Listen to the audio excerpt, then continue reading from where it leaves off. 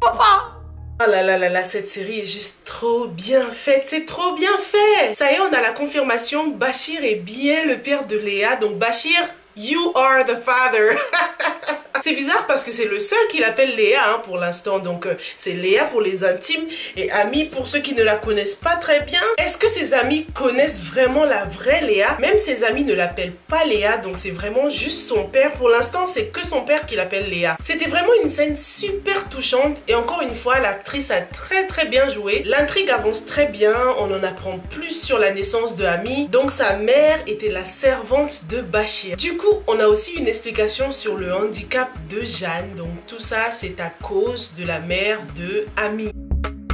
Bonjour à tous et bienvenue sur Yuri TV, moi c'est Sylvia et sur cette chaîne je fais des revues et des analyses de films et séries afro. Sur cette chaîne on donne aussi notre opinion sur nos séries préférées, donc si c'est quelque chose qui t'intéresse, n'hésite pas à t'abonner à la chaîne, active aussi la petite cloche pour ne rater aucune nouvelle revue. Une série vraiment remplie de secrets, j'ai vraiment l'impression que pour l'instant on ne connaît que the tip of the iceberg là. Il y a beaucoup trop de secrets, la question que je me pose c'est est-ce que la fille de Ami est vraiment d'elle? Parce qu'elle a l'air très attachée à son grand-père. Tu vois, donc ça va lui briser le cœur de savoir qu'en fait au final sa petite fille n'est pas la fille de sa fille. Même si je comprends tout à fait la position de Ami, le fait qu'elle ne veuille pas accepter l'aide de son père, j'ai quand même beaucoup de mal à le détester Bachir. Il apparaît comme un père qui essaye d'arranger les choses, un père qui a beaucoup de regrets, un père qui a décidé de se sacrifier pour sa famille aussi, tu vois. Il y a beaucoup de zones d'ombre qu'on ne connaît pas pour l'instant, comme par exemple le fait qu'on ne nous a pas encore montré les deux autres enfants, parce que Bachir et Jeanne ont 5 enfants,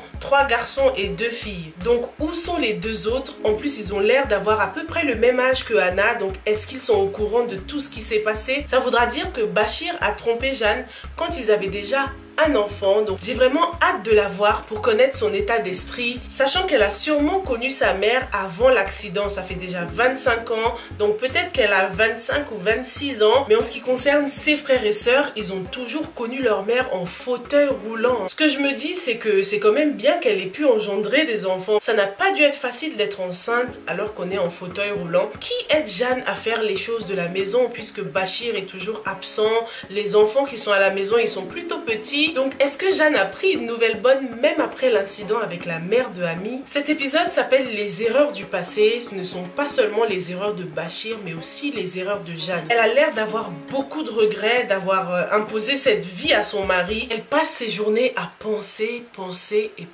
jusqu'au point qu'elle décide même qu'elle serait prête à partager son mari avec quelqu'un d'autre. Je sais pas si tu comprends le degré de regret là. On apprend aussi dans cet épisode que la mère de Ami s'appelait Djibo. Donc ça n'explique pas encore pourquoi elle s'appelle Ami Léa. J'ai trop envie qu'il y ait une signification derrière ce prénom composé là. Bachir essaye tellement de recoller les morceaux qu'il a pistonné Léa, il l'a aidé à trouver un boulot. Lorsqu'ils étaient dans la voiture, Majib parlait d'un vieux qu'il a mis en contact. En fait, il parlait comme si c'était une intervention divine. Leur destin n'arrête pas de se croiser, c'est quand même bizarre. Depuis le début de cette série, ce qu'on remarque aussi, c'est qu'on ne nous a pas montré une seule scène entre Majib et Ndeye Marie quoi, alors que c'est censé être eux quand même les fiancés dans l'histoire, tu vois. La seule fois où on les voit ensemble, c'est au resto, donc lorsqu'elle le présente à ses copines. Ce qu'il faut remarquer aussi, c'est que la première fille avec qui on voit Majib, c'est Ami. Comme si la production essayait de nous manipuler, de nous faire oublier Ndeye Marie, de nous faire croire que Majib a rencontré Ami en premier. Ils sont en train de bien installer leur relation, bien nous faire kiffer pour ensuite nous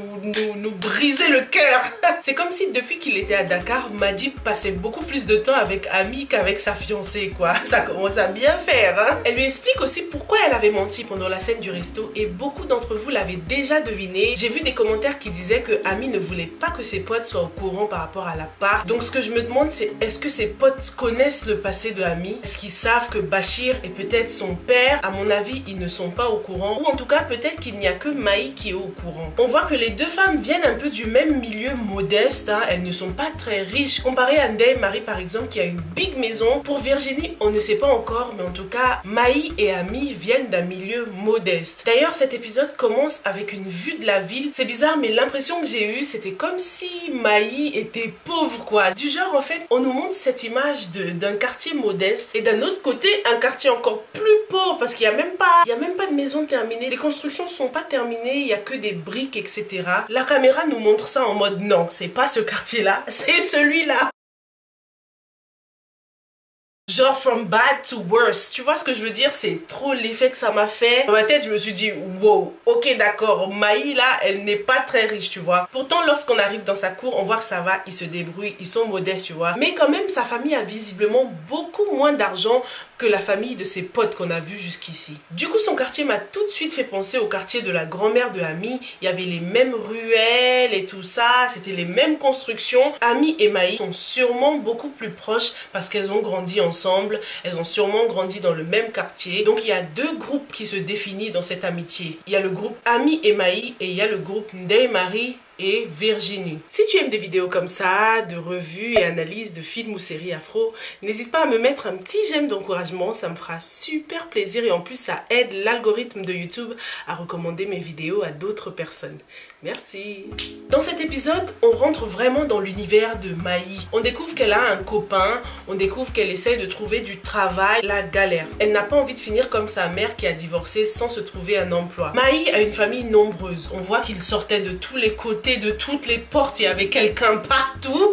Elle a visiblement besoin d'un espace personnel, mais il faudrait déjà qu'elle arrive à se décrocher un boulot. Et sa famille n'a pas l'air de comprendre ça parce que sa mère avait besoin d'elle dans la cuisine là. Dans cette scène, on remarque aussi encore une fois beaucoup de subtilité dans la publicité et on adore ça. Maï n'a pas crié sur tous les toits de quel produit elle parlait au téléphone. Et puis ses petites sœurs, elles ont fait un joli clin d'œil à Marodi par rapport à une autre série qu'elles étaient en train de regarder. Donc c'était très bien fait, très fluide en fait, super bien intégré dans la conversation. Ensuite, Maï appelle son boyfriend, donc Lamine. On va revenir sur son cas.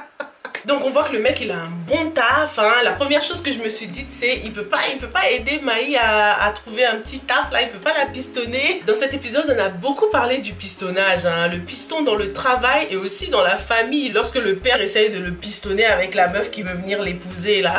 Et dans cette scène on voit que la publicité encore une fois elle est très subtile. Ils ont utilisé des angles pour pouvoir bien montrer les signes de voiture et tout cela sans pour autant en parler une seule fois. C'est vraiment agréable. Franchement ça fait du bien quoi de ne pas être là à consommer de la publicité. Mieux vaut consommer inconsciemment. On remarque que Lamine et sa copine passent beaucoup de temps au téléphone, hein. Depuis l'épisode 1 ils n'arrêtent pas. Allô bébé, bébé ici, bébé là-bas. D'ailleurs elle a changé de téléphone Maï, du coup elle est dans notre ère là, elle est à la page maintenant parce qu'il y a 5 ans elle avait son iPhone 4, maintenant elle a upgrade, ok. Maï elle s'est pas négligée. Cette scène nous a donné des vibes de prince charmant qui vient sauver sa belle. On remarque tout de suite une différence de classe. Maï qui est un peu plus modeste et son copain qui est plutôt confortable. Lamine se prend pour son héros et Maï elle kiffe ça, hein. On voit qu'ils sont très amoureux. Mais dès le premier épisode, ce qui m'avait marqué, et j'en avais parlé avec Anta, je me disais que c'est quand même bizarre que après 5 ans, Maï et Lamine ne soient pas encore mariés. Mais d'après la bande-annonce, on remarque que le père de Lamine a l'air contre cette histoire-là. Sûrement parce qu'ils viennent de deux milieux différents, donc ça va être très difficile pour eux. Ça fait déjà 8 ans. Et d'ailleurs, Lamine, c'est aussi un chocolat chaud, hein. Marodi, d'où vous sortez des acteurs comme ça, hein? On croyait avoir tout vu avec Maîtresse d'un homme marié, mais là, bam! On monte d'un cran, les gars. Lamine lui disait que je suis ton héros. Maï, elle avait l'air un peu naïve quand même, hein, ou je sais pas, peut-être que c'est moi. Moi, je suis pas trop gnognon. Elle avait l'air très gnognon, Maï. Elle a l'air d'être une fille qui aime les belles histoires, tu vois, les histoires de contes de fées, là. C'est l'impression qu'elle me donne, Maï. Dis-moi ce que t'en penses dans les commentaires. Est-ce que tu penses que Maï est une fille naïve? Après ce coup de téléphone là, j'ai remarqué quand même qu'il y avait un red flag, hein. Il y avait une alerte là parce que à la base, Maï, sa mère l'a appelée. Elle n'est jamais partie. Elle a préféré sortir avec son mec. Donc qu'est-ce que ça implique? Tout le monde était dans la cour, tout le monde aidait d'une façon ou d'une autre. Mais Maï était dans sa chambre en train de struggle, chercher du travail, etc. C'est comme si sa famille l'étouffait, qu'elle en avait marre de cette situation. Et c'est un point commun qu'elle a avec Lamine, visiblement, Maï et Lamine ont une famille très envahissante. Ils ont tous les deux une famille qui est beaucoup trop présente dans leur vie. On le voit avec la scène de la bande-annonce lorsque le père de Lamine ouvre la porte de sa chambre comme ça, lorsqu'il était avec Maï dans la chambre. Un papa très envahissant. Hein. On voit que Lamine a l'habitude de se réfugier dans sa voiture. On l'a vu dans l'ombre, toujours dans sa voiture, caché, en train de passer des coups de fil secrets un peu. Dans cet épisode 2, pareil, il s'échappe, il va dans sa voiture, il passe des coups de fil. Un personnage rempli de secrets et on le voit à la fin de cet épisode. Oh my god, j'étais trop choquée. Je m'attendais vraiment pas à une scène comme ça aussi rapidement dès l'épisode 2 seulement. Oh my god. Il fallait nous donner un peu de temps, fallait nous préparer quoi. Certes, le fait que Lamine était dans l'ombre là, dans l'épisode 1, c'était un peu suspect, mais je voulais lui donner encore un peu de temps. Encore un peu de temps pour bien voir son visage au moins, tu vois. Lamine en fait c'est un petit malin. C'est un personnage qui a beaucoup de facettes, qui sait bien jouer la comédie quand il le faut. Et ça c'est très dangereux. Non, cette dernière scène était trop bien jouée quoi. Je m'y attendais pas du tout. Après le coup de fil de l'ovance et tout ça, bam! Et la musique qui va avec, j'ai kiffé cette musique. L'adrénaline est montée, j'ai hurlé pendant cette scène. Lamine, il a un de ses sang-froids, c'est un truc de malade. Est-ce que c'est pas le pire mec de la série? Non. Est-ce que Lamine et Maï vont même se marier un jour? J'ai l'impression que ça va être chaud pour eux. Hein. Leurs familles n'ont pas l'air de vouloir et surtout le père, ça se voit qu'il veut le caser avec quelqu'un d'autre quoi. Quelqu'un qui vient du même coin que lui quoi. Ça va être un gros problème de caste hein, ça. Ce qu'on remarque pendant cette scène lorsque le père veut donner la fille en mariage, c'est que la maman n'a pas dit un mot quoi. Et j'ai ici la réaction de Salimata qui habite au Sénégal qui a bien voulu nous donner une petite explication concernant cette scène. Dans certains pays africains dont la Mauritanie, c'est le papa qui décide du mariage de ses enfants et en général la mère ne dit rien, même si elle a son opinion, elle ne peut pas l'exprimer. De même que les concernés par ce dit mariage. En plus, le sourire de la mère montre que elle en tout cas a compris que son fils ne sera pas d'accord avec cet arrangement de mariage. Ça promet. Merci beaucoup Salimata pour tes explications. Est-ce que dans ta culture c'est la même chose? Est-ce que la maman n'a pas son mot à dire? Franchement c'est délicat pour Lamine parce qu'au fond de lui, je sais qu'il est vraiment amoureux de Maï. Mais c'est quand même un petit peu un lâche, hein, un petit lâche, tu vois. Parce qu'il ne tient pas tête à son père, il ne dit pas la vérité à Maï, il perd son temps comme ça. En fait, ils se perdent leur temps mutuellement, quoi. J'ai vraiment l'impression qu'ils vont jamais se marier, ces deux-là. Hein. Je pense que ces deux-là vont vraiment nous montrer que parfois l'amour ne suffit pas. Qu'est-ce que tu penses de la réaction de Lamine? Qu'aurais-tu fait à la place de Lamine? J'aimerais beaucoup avoir le point de vue des hommes sur le sujet. Hein. Et pour vous les femmes, est-ce que après 8 ans de relation, vous n'allez pas un peu perdre patience quand même? On n'arrête pas de voir des longues relations comme ça en ce moment, hein, même dans la série Infidèle. Il y a aussi Evelyne et Antoine qui essayent de gérer leurs 10 ans là-bas. Là.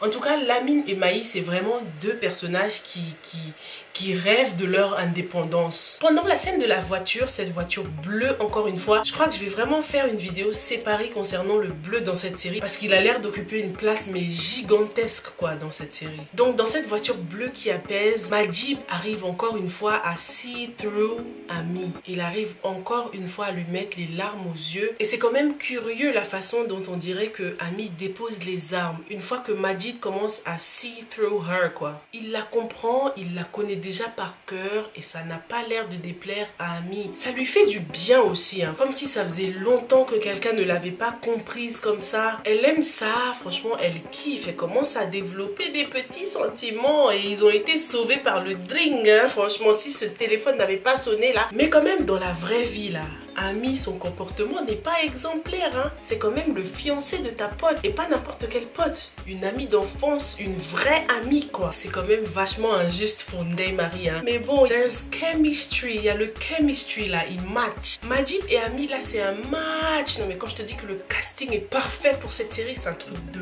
malade. Même Bachir et Jeanne en plus jeune correspondaient exactement au personnage. Le Bachir jeune et le Bachir plus âgé ont la même façon de parler. Bachir Bachir et Ami, ils ont un vrai truc aussi. Et non seulement la ressemblance, mais c'est bien fait quoi, c'est vachement bien fait. Bon, revenons un peu sur les couples et tout ça et écoutons la réaction de Zoudati. Écoutons ce qu'elle pense de la relation entre Lamine et Maï. Oh my god, où va le couple Lamine-Maï?